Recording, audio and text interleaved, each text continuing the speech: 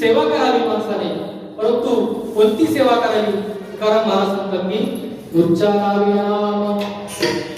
काय करावं? भगवंताचं नामस्मरण काय करावं?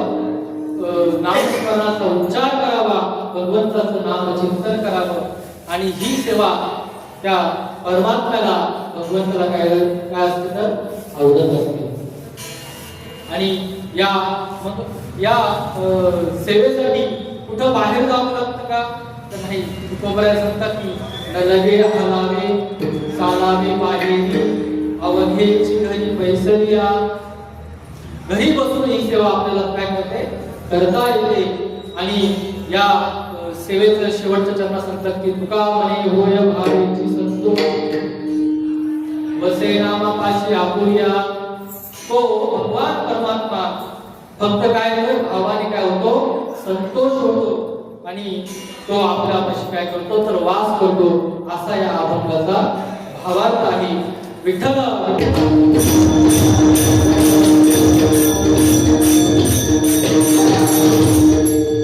बघा, प्रत्येक गोष्टीला काय पाहिजे तर अधिकारी लागतो.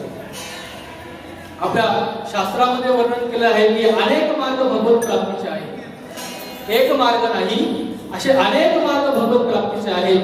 परंतु त्यातला सोप्यात सोपा मार्ग कुठला असेल तर कुठला मार्ग आहे तर नामजपनाचा मार्ग हा काय सर्वात सोपा असा हा मार्ग आहे. आणि या सोप्या मार्गाचं वर्णन तुकाराम महाराज या अभंगात करतात. बघा, अनेक मार्ग आहेत. ज्ञानाचे प्रकार पाहिले तर स्वाध्याय ज्ञान असेल, स्वाध्याय ज्ञानाचा अभ्यास करणारी माणसं आहेत. योगशास्त्राचा अभ्यास करणारी माणसं आहेत. त्याच्याबरोबर ज्ञान मार्गाने चालणारी माणसं आहेत. परंतु भक्ती मार्गाने चालणारी माणसं आहेत. परंतु उत्तमोत्तम तो मार्ग असेल या कलियुगामध्ये तर तो कलियुगामध्ये उत्तमोत्तम मार्ग आहे काय? नामचिंतनाचा. कारण हा नामचिंतनाचा मार्ग काय तर सर्वांना काय त्याचा या मार्गाचा अवलोकन करता येतं. विठ्ठल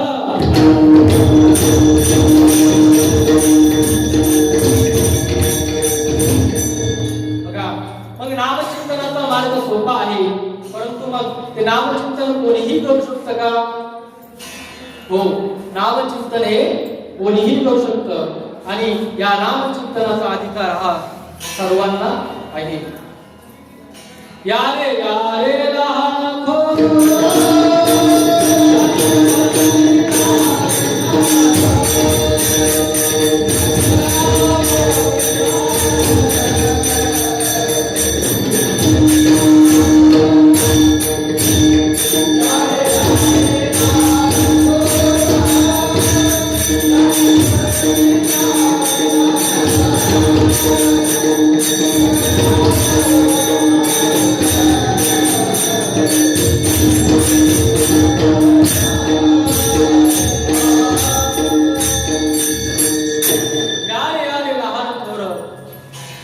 याती भरती नाही तर या नामचिंतनासाठी कोणीही या. असा हा नामचिंतनाचा सर्वात सोपा असा मार्ग आहे.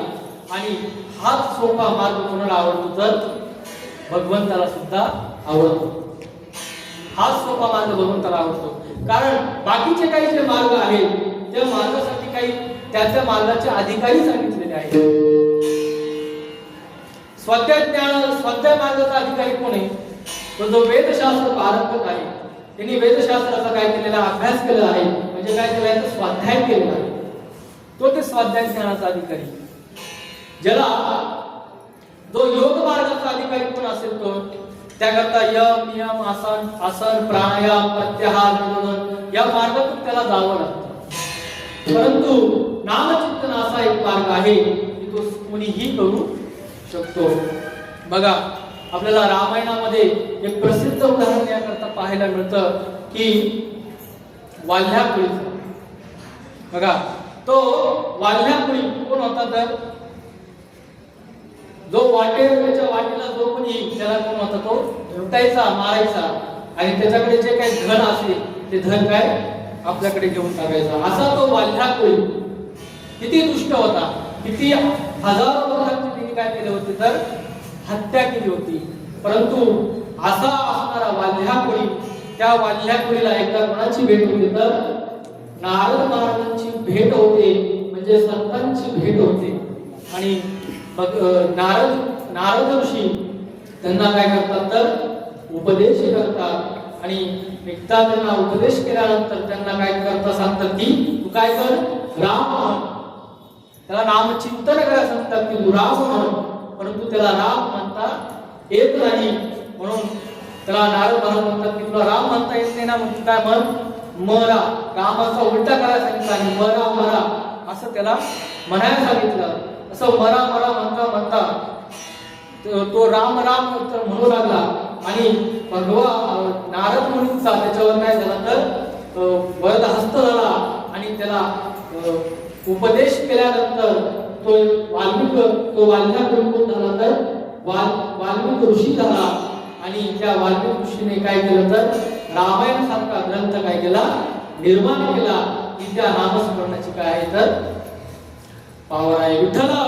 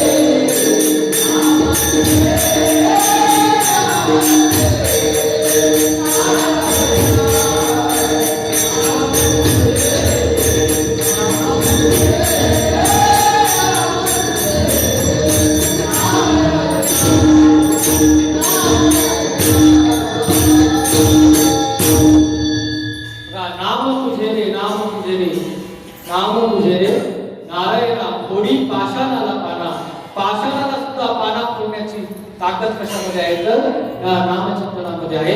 म्हणून या भूतलावर सर्वात सोपा असं काय असेल तर ते भगवंताचं काय आहे, नाम आहे. आणि हे नामच आपल्याला या भवसागरातून तारू शकतं. विठ्ठला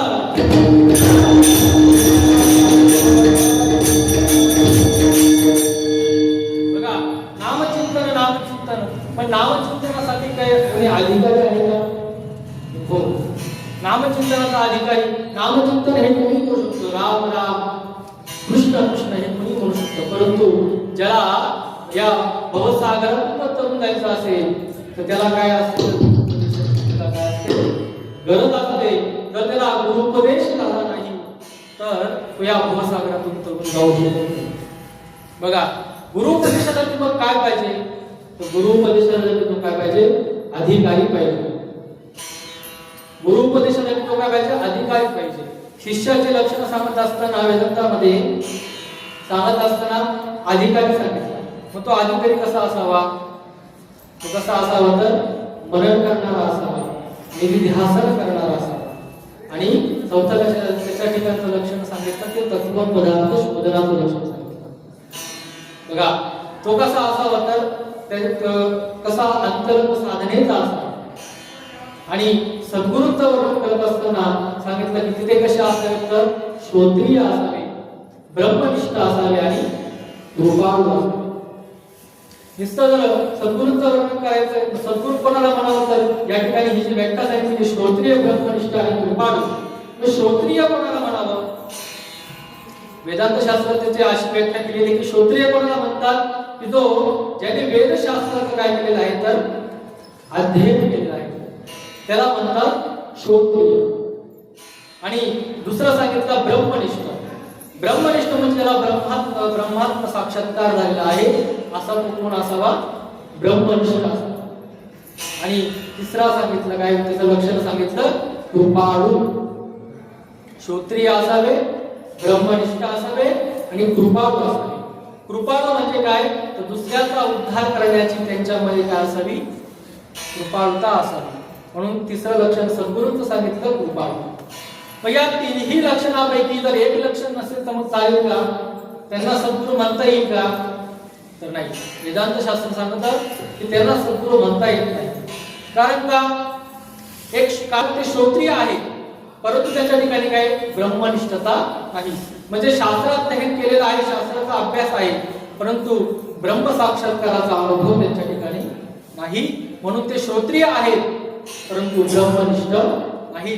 म्हणून त्यांना सुद्धा सद्गुरू म्हणता येत नाही. दुसरं लक्षण सांगितलं ब्रह्मनिष्ठ. ब्रह्म साक्षात्कार झालेला आहे, ब्रह्मनिष्ठ आहे परंतु त्यांच्या ठिकाणी जर श्रोत्रियता नसेल तर त्यांना सुद्धा सद्गुरू वेदांत शास्त्र म्हणून ते लक्षण सांगत नाही. कारण का सांगत नाही, कारण ते ब्रह्मनिष्ठ आहेत परंतु एखादा शिष्य जर त्यांच्याकडे आला तर त्या शिष्याचं शंका निवारण करण्याचं सामर्थ्य त्यांच्यामध्ये उत्पन्न होत नाही. कारण जो वेदांत शास्त्राचं अध्ययन करतो तर त्याच्या बुद्धीमध्ये वाद करण्याचं काय होतं, सामर्थ्य तयार होतं. कारण वेदांतामध्ये भेद आणि अभेद या गोष्टी आलेल्या असतात, तर तर्क आलेला असतो. म्हणून तर्क दृष्टीने त्यांच्यामध्ये काय असतो, त्या दृष्टीने शंका निवारण करू शकत नाही. म्हणून ते कसे असावे, तर श्रोत्रियही असावे, ब्रह्मनिष्ठही असावे. आणि तिसरं सद्गुरूंचं लक्षण सांगतात की ते कसे असावे, तर कृपाळू. कृपाळू असावे म्हणजे काय, तर त्यांच्या ठिकाणी जो शिष्य आलेला आहे त्या शिष्याचा उद्धार करण्याची कळकळ सुद्धा त्यांच्यामध्ये, कृपाळुता त्यांच्यामध्ये असावी. हे तीन लक्षण सद्गुरूंचे या ठिकाणी वेदांत शास्त्राने सांगितले आहेत.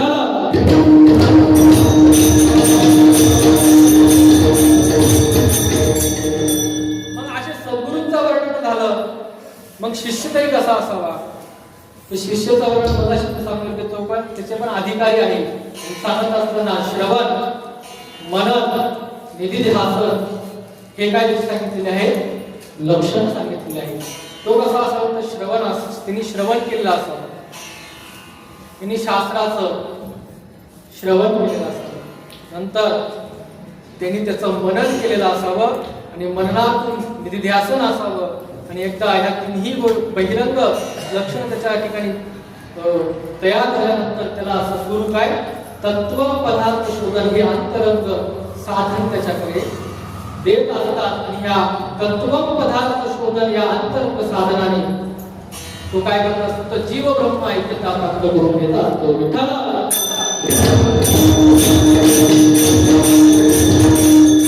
बघा, जीव ब्रह्म ऐक्यता प्राप्त करायची असेल त्याकरता साधन सांगितलं कुठलं, तत्व पदार्थ शोधन हे काय सांगितलं, त्याचं साधन सांगितलं. मग आता हे तत्व पदार्थ शोधन म्हणजे नक्की तरी काय, काय हो तत्व पदार्थ शोधन काय,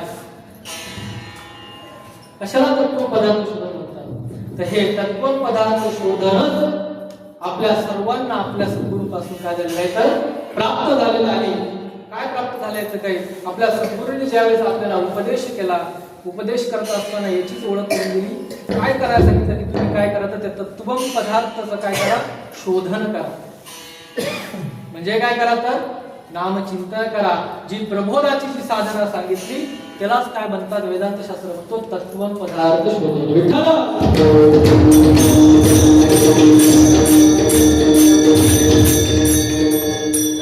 आपल्याला ओळख करून देताना सद्गुरू सांगतात की ते ब्रह्म कोण आहेस, तर तू आहेस, ते ब्रह्म तू आहेस. आणि तत्व पदार्थ शोधन वेदांत शास्त्र हे सांगतं की तत् म्हणजे ते, त्वम म्हणजे तू, आणि अशी शब्दाने त्याचं काय होतं, ऐक्य होतं. त्याला तत्व पदार्थ शोधन म्हणतात. त्याचं अखंड चिंतन सद्गुरू आपल्याला काय करायला सांगतात. म्हणून हे तत्व पदार्थ शोधन जीवनामध्ये खूप महत्त्वाचं आहे. कारण या मार्गानेच आपण सर्व या काय तर साधनेची वाटचाल करत असतो. कारण जीव ब्रह्म ऐक्यता प्राप्त करायची असेल तर त्याला श्रवण, मनन आणि निधिध्यासन हे साधन सांगितलेली नाही. जर त्याला जीव ब्रह्म ऐकून त्याला एकमेव अंतरंग साधन सांगितलं ते म्हणजे काय तर तत्व पदार्थ शोधन विठ्ठल.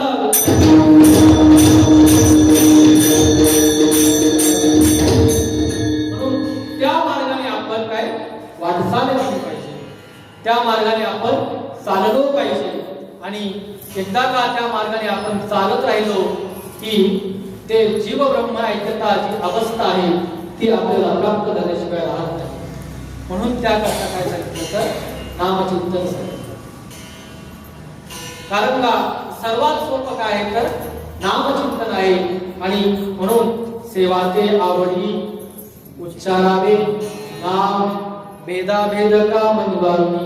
आवडीने काय करावं तर त्या नामाचं काय करावं उच्चारण करावं. आपण नामाचं उच्चारण करतो परंतु त्याच्यामध्ये आवड आहे का हे पण पाहिलं पाहिजे. तुकोबरायांनी हा शब्द टाकलेला आहे की आवडीने करावं. ती सेवा करावी परंतु ती सेवा कशी करावी तर आवडीने करावी. कारण सेवेचे प्रकार पाहिले तर सेवा अनेक प्रकारच्या सेवा आहेत. सेवा एक आहे का नाही, अनेक प्रकारच्या सेवा आपल्याला पाहायला मिळतात. कोणी कायने करतं, कोणी वाचने करतं, कोणी मनाने करतं. अशा अनेक प्रकारच्या सेवा आहेत, कायिक वाचिक मानसिक. परंतु नामचिंतन अशी एक सेवा आहे की ती एकमेव आपल्याला या भवसागरातून तारून नेऊ शकते. विठ्ठल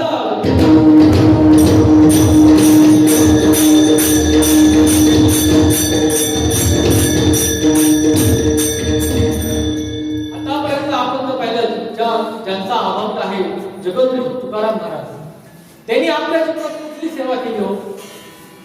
त्यांनी आपल्या जीवनामध्ये एकमेव एकच सेवा केली ती म्हणजे काय केली तर नामचिंतनाची सेवा केली.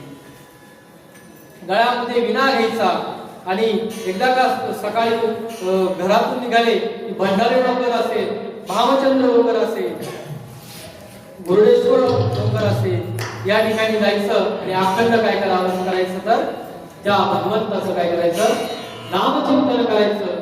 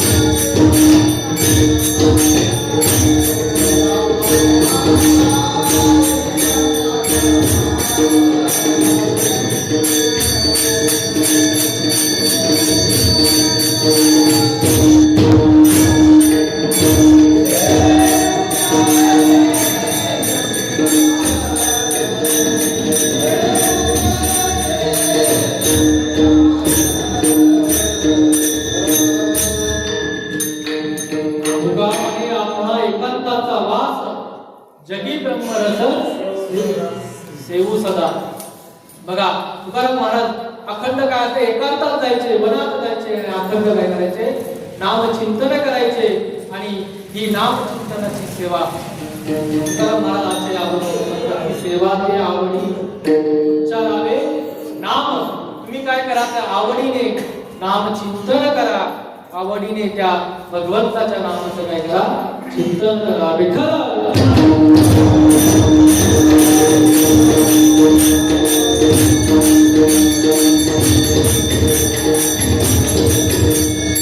आणि ही नामचिंतनाची साधना सुद्धा आपल्या या ठिकाणी सद्गुरू एकनाथ बाबा असतील, श्रीपाद बाबा असतील, चंद्रकांत बाबा असतील, या सर्वांनी ही नामचिंतनाची साधना आपल्या सर्व साधकांपर्यंत काय पोहोचवली.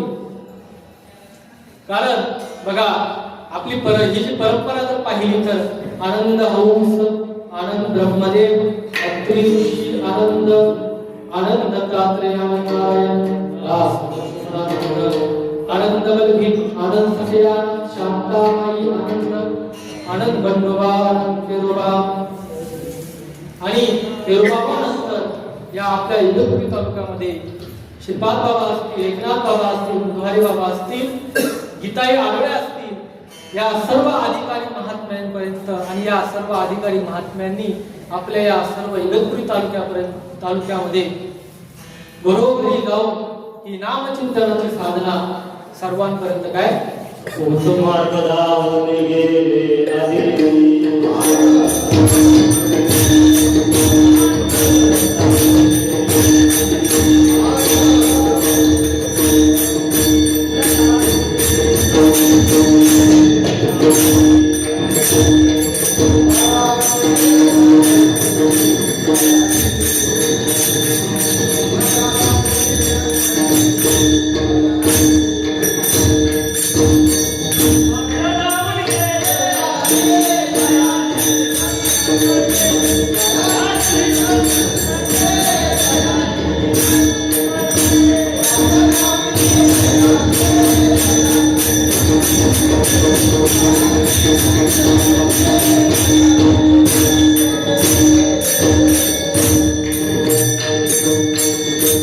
मार्ग लावून गेले आधी दयानिधी संत तेने जीवन ते चालू जाता न पडे कोठे काही. ज्या साधू संतांनी तो मार्ग दाखवलेला आहे त्या मार्गाने जर आपण चाललो तर कुठल्याही प्रकारची अडचण आपल्याला येत नाही. परंतु जर आपण आपल्या मनाच्या मार्गाने चालू लागलो तर निश्चितच आपल्याला अडथळा आल्याशिवाय राहणार नाही. मनोमार्गी गेला तो येथे मुगला हरिपाठी स्थिरवला.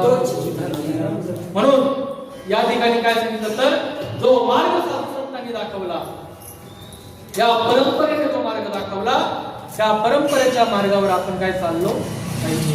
या परंपरेच्या मार्गाने जर आपण चाललो तर आपल्याला कुठल्याही प्रकारची अडचण, कुठल्याही प्रकारचा व्यत्यय आपल्याला या साधनेमध्ये पाहायला मिळणार नाही.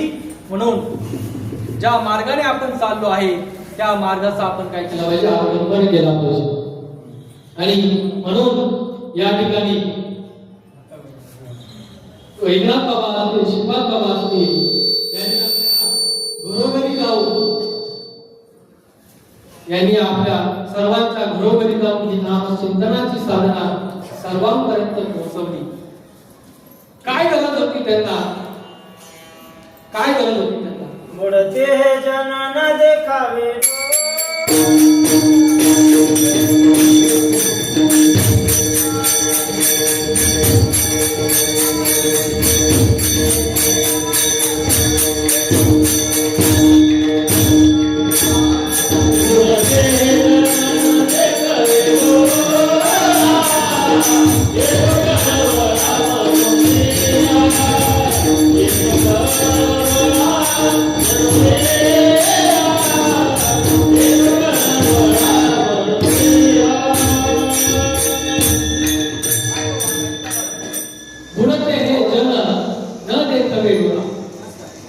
येतो कळवळा म्हणून या विठला विठला.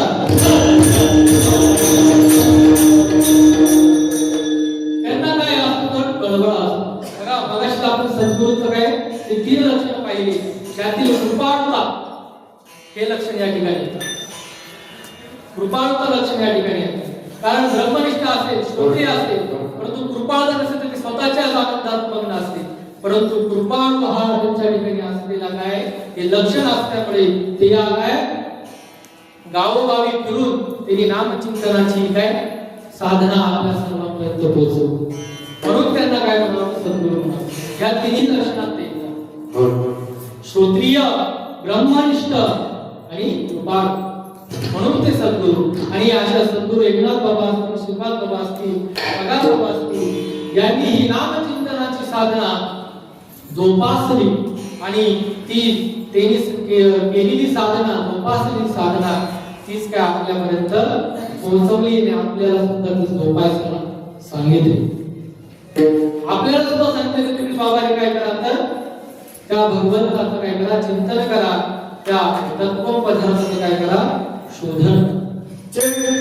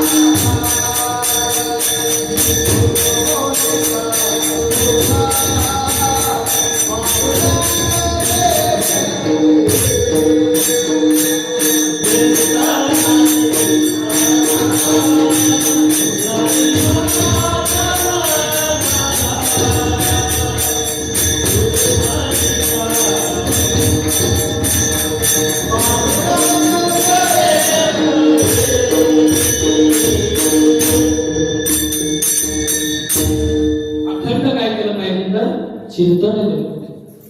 आणि मग हे चिंतन करत करत सहज चिंतन होतं का नाही. या चिंतनामध्ये काय असतो, व्यत्यय येत असतो, माया आली येत असते.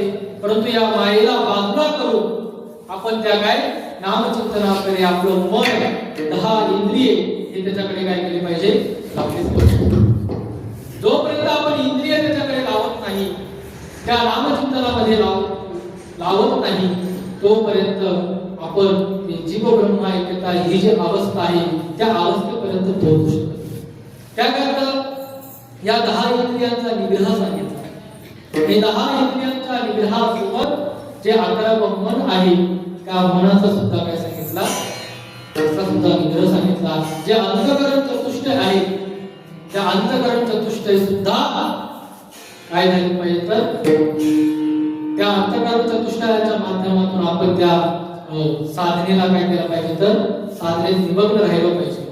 आणि मग असं करत करत करत एकदा का आपण परिपक्व अवस्थेला पोहोचलो, त्या परिपक्व अवस्थेला पोहोचल्यानंतर आपण जीव ब्रह्म ऐक्यता प्राप्त करून घेतो, म्हणजे सच्चिदानंद स्वरूप प्राप्त करून घेतो. कारण का या सच्चित आणि आनंद या सच्चिदानंद स्वरूपाला प्राप्त होण्यासाठीच आपण या भूतलावर आलेलो आहे. परंतु त्याचा काय पडलेला असतो, आपल्याला विसर पडलेला असतो. आणि तो पडलेला विसर सद्गुरू आपल्याला असं काय करून देत असतात तर आठवण करून देत असतात.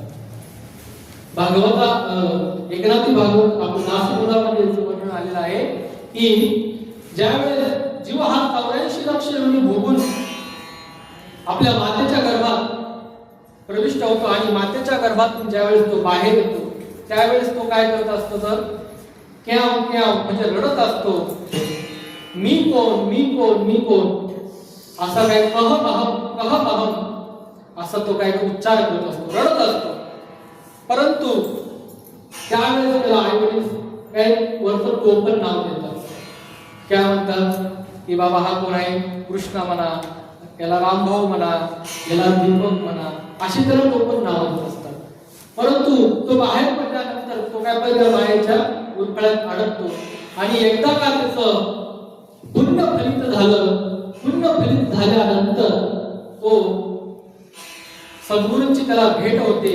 आणि सद्गुरूंची भेट झाल्यानंतर त्यावेळेस त्याला उपदेश दिला जातो की कह अहम असा जो तू त्याला जी उच्चार करत होता त्यावेळेस त्याला सांगतात की कह अहम असं नाही, तू कोण आहेस तर सह अहम म्हणजे ते ब्रह्म कोण आहेस तर तू आहेस असा उपदेश त्याला सद्गुरू त्यावेळेस करत असतात. म्हणून या नामचिंतन साधनाने आपण काय होत असतो, त्या ब्रह्मांत पदाला काय असतो प्राप्त होत असतो. विठ्ठल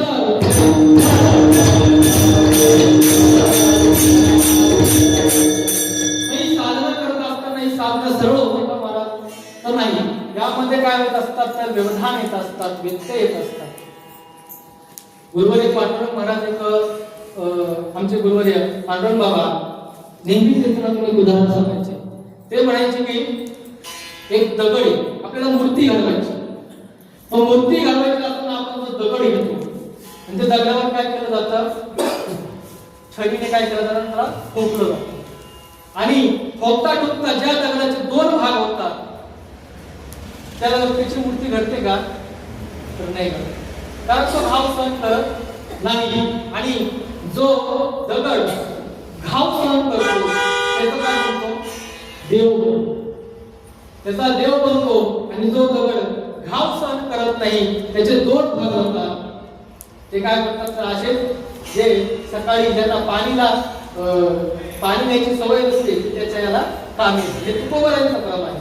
आता तुकोबरायांचा प्रमाण मला या ठिकाणी उपस्थित होत नाही, परंतु हे तुकोबरायप्रमाणे तुकाराम महाराज म्हणतात की जे दगड त्या चिनीचा घाव सहन करत नाही ते दगड कशाला कामी येतात तर त्या विधीसाठी कामी येतात.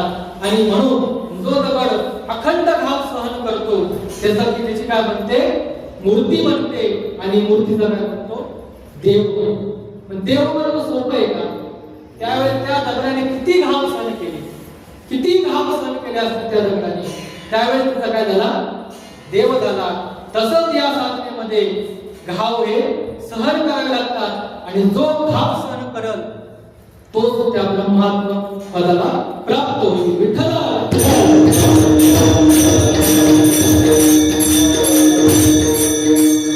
म्हणून मनुष्याने साधना करत असताना येणारे जे काही व्यत्यय असतील किंवा येणाऱ्या ज्या काही अडचणी असतील या अडचणींना काय करावं तर बाजूला करावं आणि अखंड नामचिंतनामध्ये काय राहावं तर निमग्न राहावं. अशी तुकाराम महाराज या अभंगाच्या माध्यमातून सांगतात की सेवा ते आवडी उच्चारावे नाम. अखंड काय करावं भगवंताचं नाम उच्चारण करावं आणि मग अखंड भगवंताचं नाम उच्चारण करावं. का नाम उच्चारण करावं? आम्ही तर सर्व काही करतो, आम्ही पूजा अर्चा करतो, सर्व गोष्टी काही करतो, परंतु भगवंताचं काय करत नाही नामचिंतन करत नाही. परंतु बघा या कलियुगाचा महिमा असा आहे की या कलियुगामध्ये फक्त उद्धार कशाने होतो तर नामचिंतनाने उद्धार होतो. बाकीच्या साधनाने या कलियुगामध्ये उद्धार लवकर होत नाही. कारण या कलियुगामध्ये फक्त नामचिंतन हे एकमेव असं साधन आहे की त्या साधनाने भगवंताची प्राप्ती ही लवकर होते. कलियुगा माझे करावे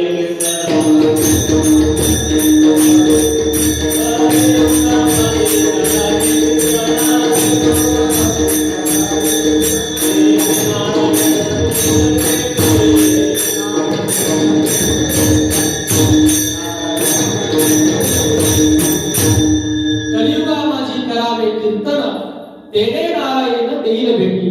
कलियुगामध्ये एकमेव कीर्तन सांगितलं ते म्हणजे काय भगवंताचं नामचिंतन हे एकमेव कीर्तन सांगितलं. प्रत्येक युगाची अनेक अनेक साधना आहेत. सत्ययुगाचे साधन कुठलं होतं तर तपश्चर्या हे सत्ययुगाचं काय होतं साधन होतं. परंतु त्या सत्ययुगामध्ये तपश्चर्या हे साधन तप करण्यासाठी आयु मर्यादा सुद्धा किती होती तर 1,00,000 आयु मर्यादा होती. नंतर दुसरं युग आलं त्रेतायुग आलं. त्रेतायुगामध्ये आयु मर्यादा झाली 10,000. मग त्या ठिकाणी काय आलं तर यज्ञ हे काय साधन आलं.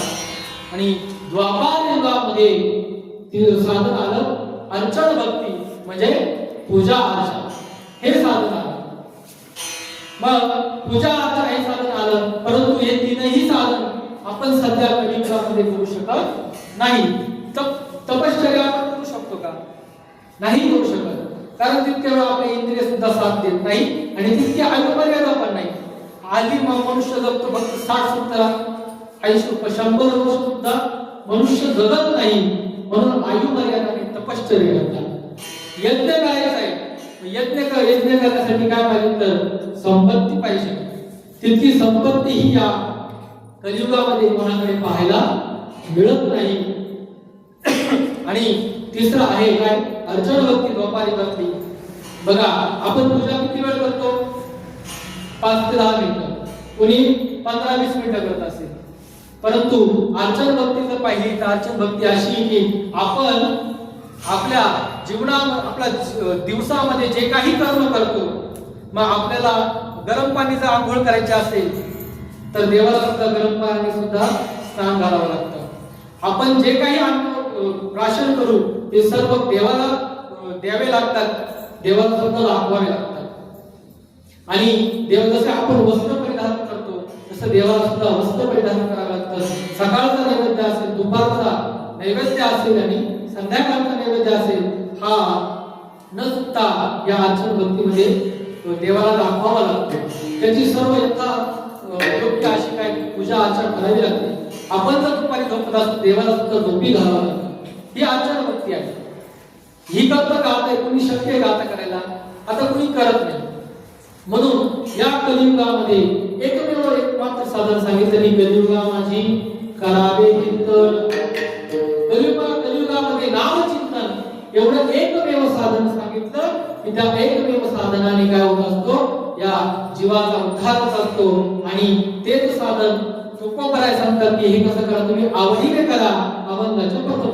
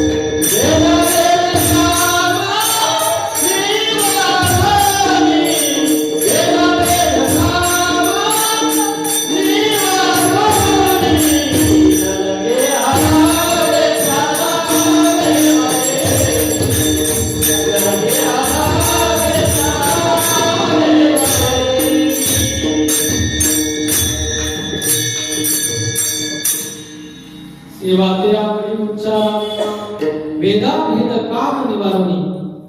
जगद्गुरु तुकाराम महाराज या अभंगातून सांगतात की सेवा ते आवडी उच्चारावे नाम, भेदा भेद काम निवारणी.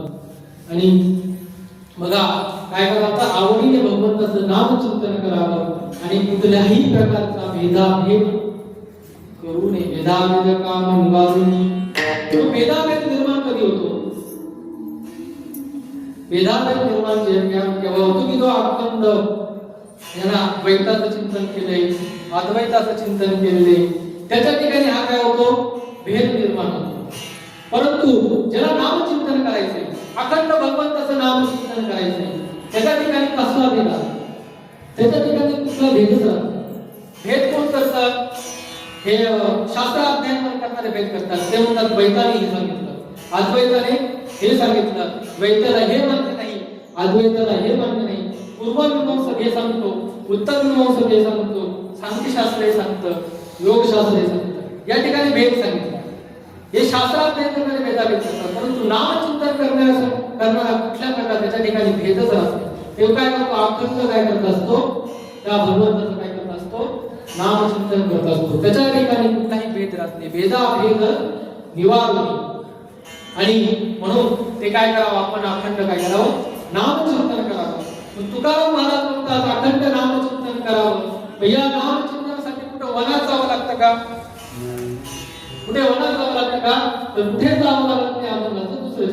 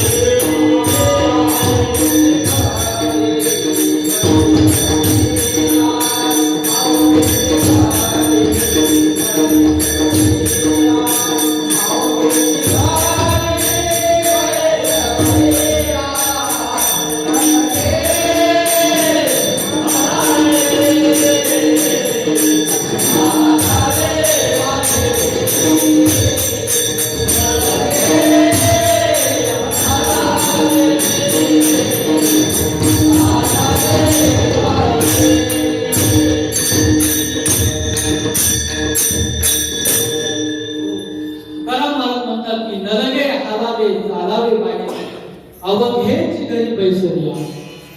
बघा कुठेही जावं लागत नाही, हलावं लागत नाही, चालावं सुद्धा लागत नाही.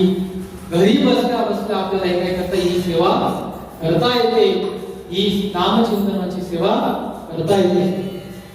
बघा याचा थोडा भाव करायचा असा की नलगे हलावे चालावे बाहेर. याचा म्हणजे काय हे घरात बसून करायचं का असा तर अर्थ आहे, पण थोडा भाव येतो वेगळा असा करता की नलगे हलावे चालावे बाहेर म्हणजे ज्या काही आपण साधनेत आहोत किंवा सद्गुरूंनी सांगितलेली जी काही साधन आहे त्या साधनेतून कुठेही हालायचं नाही. त्या साधनेतून असा त्याचा भाव आहे की नलगे हलावे चालावे बाहेर म्हणजे माया जर आपल्याला बाहेर ओढत असेल त्या साधनेतून तर आपण त्या बाहेर सुद्धा जायचं नाही. म्हणजे या ठिकाणी असा भाव आहे की नलगे हलावे चालावे बाहेर. त्या साधनावर काय असतो टिकून राहावं.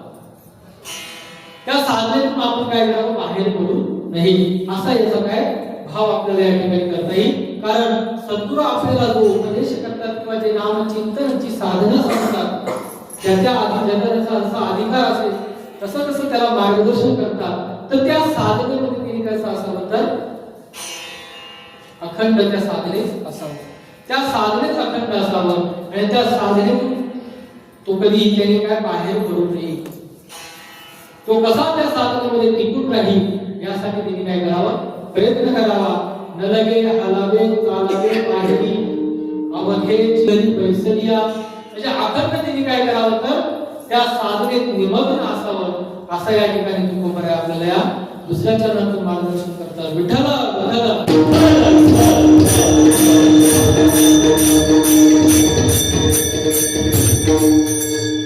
म्हणून अखंड मनुष्याने काय करावं नामचिंतन करावं. ही साधना करत राहावी आणि ही साधना करत करत करत एकदा का त्या ब्रह्मस्थितीला पोहोचल्यानंतर मग एकदा त्या ब्रह्मस्थिती प्राप्त झाल्यानंतर तो काय होत असतो तर सच्चिदानंद रूप होत असतो. आणि एकदा का सच्चिदानंद रूप अवस्था त्याला प्राप्त झाल्यानंतर तो या जन्म मरण रूपी संसारामध्ये काय येत नाही. या जन्म मरण संसारामध्ये त्याला यावर लागत नाही. आणि म्हणूनच आपण काय करावं तर ते भगवंताचं नामचिंतन की भगवंताची नामचिंतनाची जी सेवा आहे ती सेवा कशी करावी तर आवडीने करावी. सेवा ते आवडी उच्चारावे नाम वेदा भेदका मनवरुणी. आणि मग तुकोबराय या ठिकाणी सांगतात की सेवा ते आवडी उच्चारावे नाम वेदा भेदका मनवरुणी. सेवा सांगितली. मग सेवा करत असताना आपण त्या ठिकाणी भगवंताला काय करत असतो सर्व अलंकार काय समर्पित असतो. पुष्प असेल सर्व अलंकार त्याला समर्पित करत असतो. या ठिकाणी तुकोबराय सांगतात या अभंगाच्या तिसऱ्या चरणामध्ये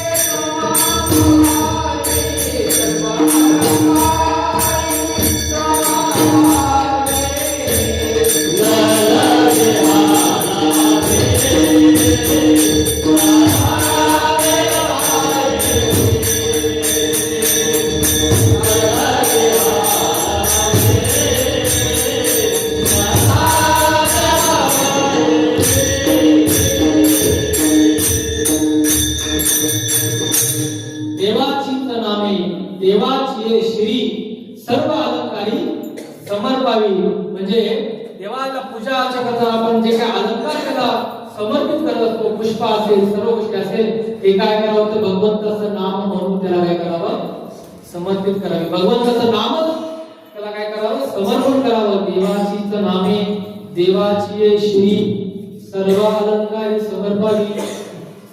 सर्व काही भगवंताचं नाम आहे आणि हे नाम चिंतनच म्हणून त्याला काय करावं समर्पित करावं.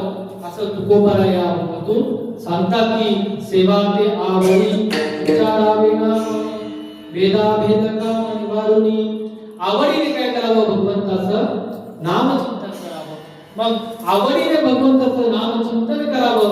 या नामचिंतनाने काय होतं नामचिंतने काय होतं तो भगवंत आपल्याला प्राप्त होतो का. तुकोबराय म्हणतात या नामचिंतनामध्ये अंतरामध्ये फक्त काय असलं पाहिजे, तुमचा एकमात्र भाव असेल आणि तो भावच तुम्हाला काय करतो, त्या भगवंताची प्राप्ती करून देतो. अभंगाचं शेवट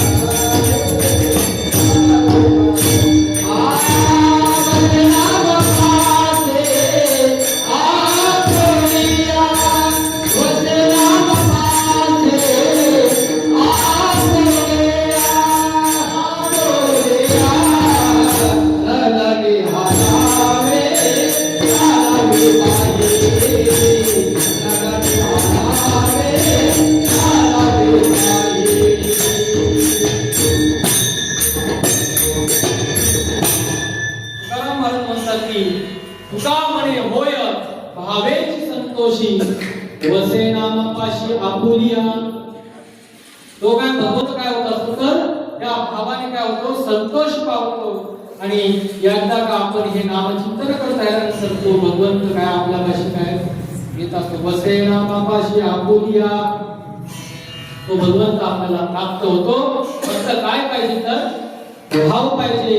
कारण देव हा कशाचा भुकेला आहे तर देव हा भावाचा भुकेला आहे. म्हणून प्रत्येक गोष्टीमध्ये क्रियेमध्ये काय पाहिजे तर भाव पाहिजे.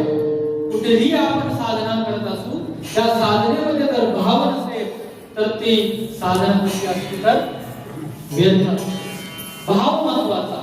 भरेमध्ये कुठलीही साधना असते त्याच्यामध्ये काय असलं पाहिजे, भाव असला पाहिजे. तुकाराम महाराज म्हणून सांगतात की तुका म्हणे होय भावेची संतोषी वसे नामापाशी आपुलिया. या अभंगातून तुकाराम महाराज या नामचिंतनाचं काय सांगतात तर महत्व सांगतात की आवडीने काय करावं तर कुठली सेवा करायची असेल तर ते भगवंताच्या नामचिंतनाची सेवा आवडीने करा. सेवा ते आवडी उच्चारावे नाम वेदा भेद काम निवारुनी विठोबा तुमा.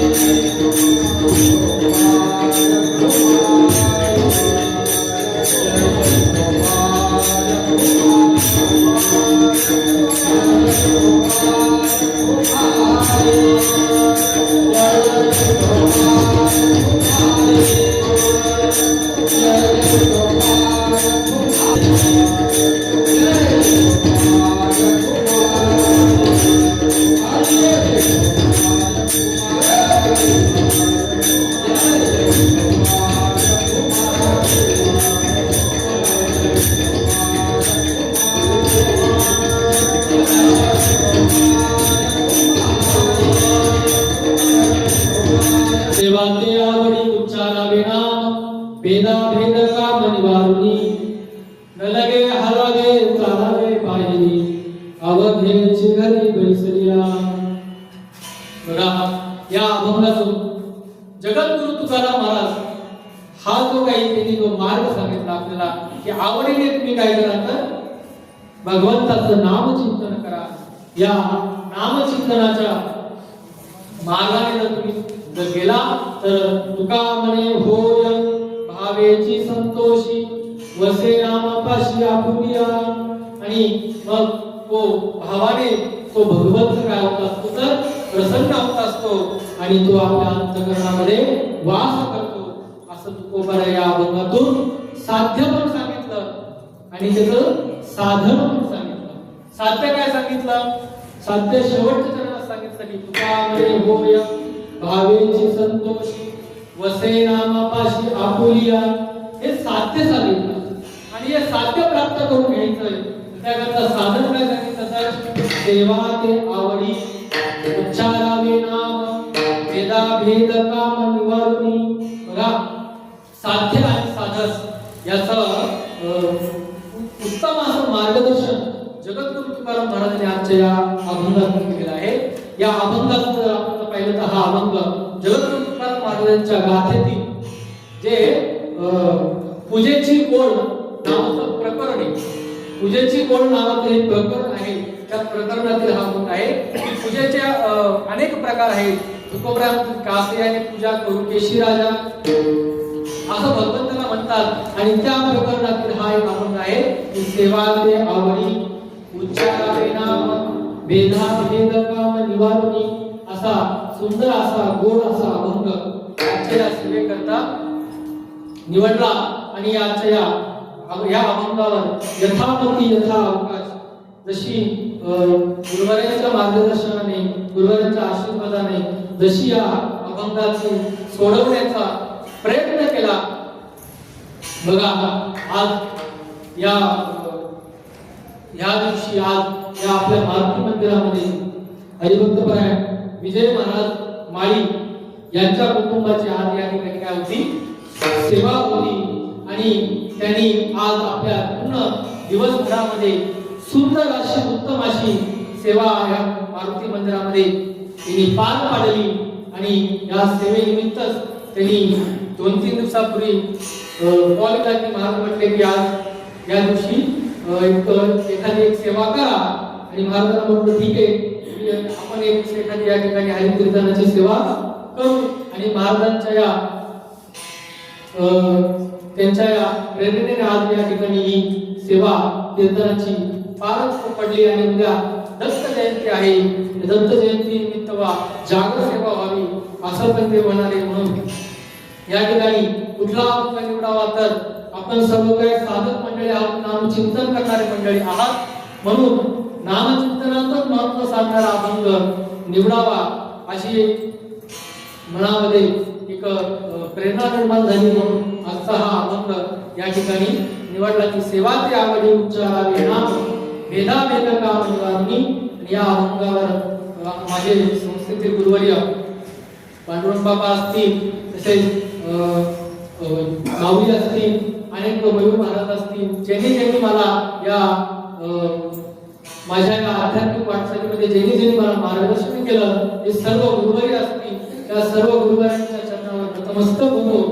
आणि तुम्ही जमलेल्या या ठिकाणी श्रोते मंडळी, ज्या श्रोते मंडळी असतील, टाळकरी मंडळी असतील, गायनाचार्य असतील, मृदुंगाचार्य आपले हरिभक्तपरायण आपल्या गावचे पवन महाराज भगत हे पण आजच्या या सेवेकरता उपस्थित राहिले. त्याबद्दल त्यांचं सुद्धा आपल्या सर्व गावकऱ्यांच्या वतीने त्यांचा सुद्धा आभार मानतो. आणि तुम्हा सर्व संत मायबापांच्या चरणी नतमस्तक होऊन आजची सेवा या ठिकाणी समर्पित करतो. ज्ञानेश्वर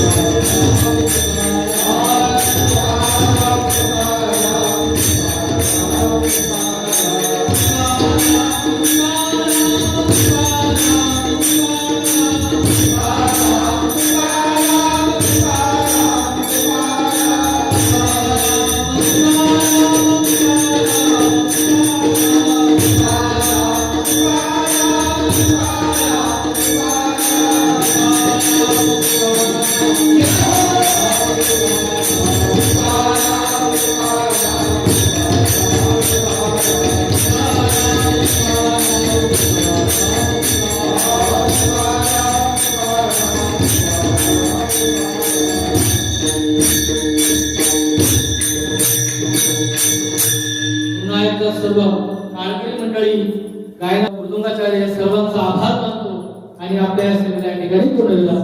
विठ्ठल जय